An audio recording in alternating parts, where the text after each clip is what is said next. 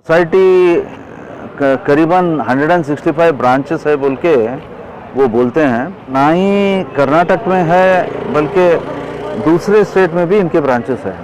वो पैसा cooperative bank से लेकर वो अलग बिजनेस स्टार्ट किए।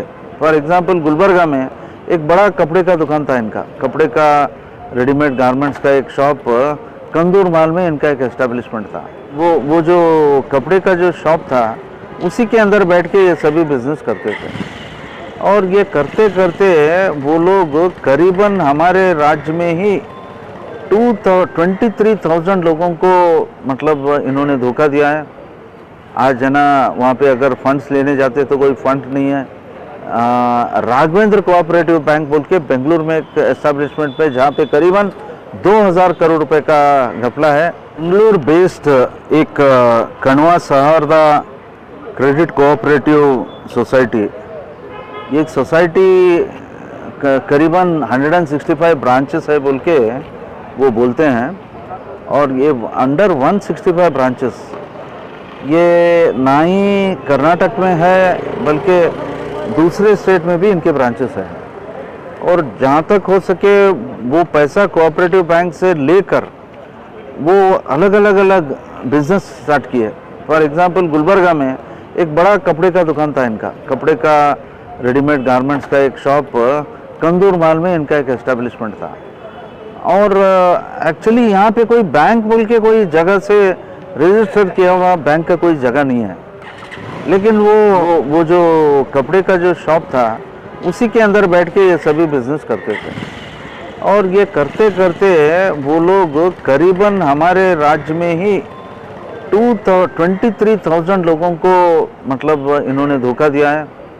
आज है ना, वहाँ पे अगर फंड्स लेने जाते तो कोई फंड नहीं है। और पूरा मतलब उनके ऊपर चार्जशीट किया गया।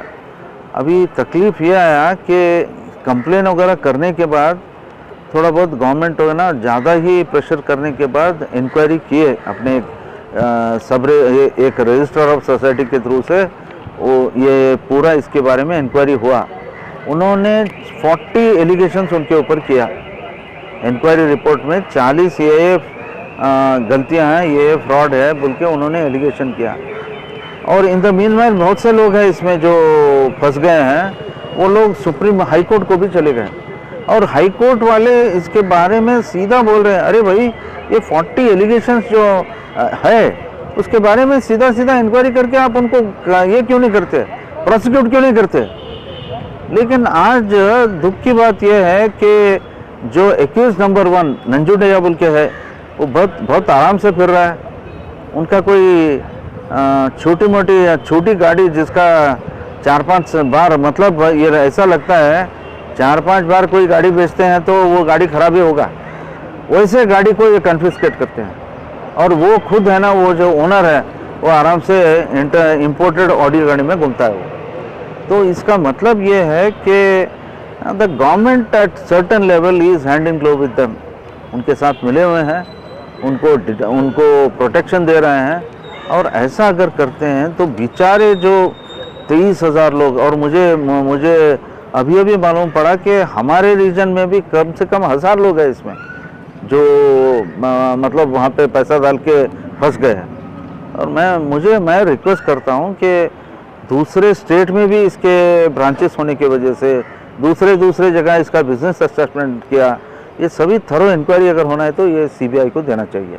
और इसी तरह राघवेंद्र कोऑपरेटिव बैंक बोल के बेंगलुरु में एक एस्टेब्लिशमेंट पे जहाँ पे करीबन 2000 करोड़ रुपए का घपला है, वो सीबीआई देने के लिए ऑलरेडी है ना गवर्नमेंट ने बोल दिया है। उसी तरह वशिष्ठ बैंक का भी एक नतीजे पे पहुंच के government has agreed to give it to CBI. तो मैं ये रिक्वेस्ट करता हूं कि ये भी सीबीआई को दे दो।